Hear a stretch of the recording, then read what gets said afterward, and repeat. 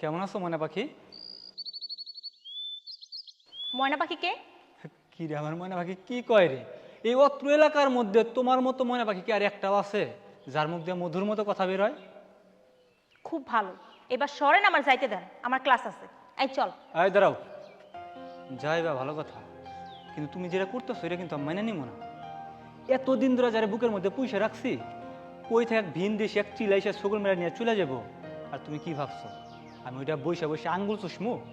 দেখেন, আমি আবারও কইতাছি, আপনার লগে কথা করার আমার কোনো ইচ্ছা নাই। আগে নিজের স্বভাব চরিত্র পাল্টান, সমাজের চোখে ভালো মানুষ হন, ভালো কাজ করেন, আর নাইলে দয়া করে আমার পিছনে বন্ধ করে দেন। যেদিন উত্তম চরিত্রবান হইতে পারবেন সেদিন এই চেহারাটা নিয়ে আমার সামনে আয়। জাহানারা চল। ঘড়ি?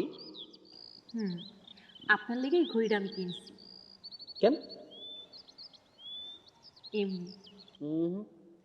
এমনি এমনি তো তুমি আমার জন্য ঘড়ি কেনো নাই, কোনো না কোনো কারণ আছে।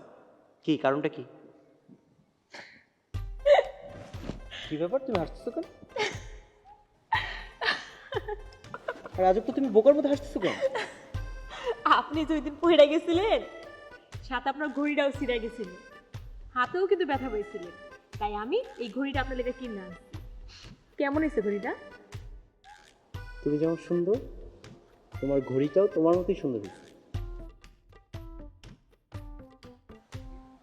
আচ্ছা, আমার না ভয় করতেছে। কেন? আপনি কি কখনো আমার সাইডে যাইবেন? তোমার কি মনে হয়? জানি না, কিন্তু সবাই কয় শহরের ছেলেরা নাকি ভালো না। তো শহরের ছেলেরা যদি খারাপই হয়, তার সাথে প্রেম করছো কেন? ভুলই হয়েছে আমার প্রেম করা।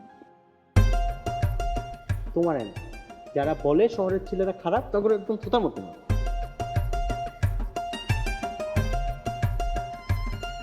খালা, ও খালা। হ্যাঁ বয়।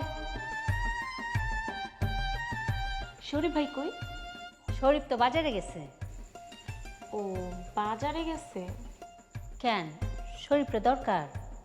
খালা, আব্বাজান 3 দিনের লেগে জামাতে চলে গেছে, তাই আব্বাজান কইছে তোমার আঙ্গ বাড়িতে যায় থাকতে। বাড়িতে মেহমান থুয়ে তোকে বাড়িতে যে থাকুন। ও মা, একা থাকবো কেন? শরীফ ভাই আছে না? তুমি তো জানোই আমি একা থাকতে ভয় পাই, এর লেগে তো তোমার নিতে আইছি। ও, সেইটাও তো কথা, তুই কেমনে একলা থাকবি? আচ্ছা ঠিক আছে, আমি রান্না বাড়া কইরে তোকে বাড়িতে যামুনি, যা এখন। খালা, আমি তোমার সাহায্য করি? আমারে সাহায্য করা লাগবে না, তুই বাড়িতে গিয়ে লেখাপড়া কর, আমি আইতাছি। ঠিক আছে, তুমি যা কও, কিন্তু তাড়াতাড়ি আইবা।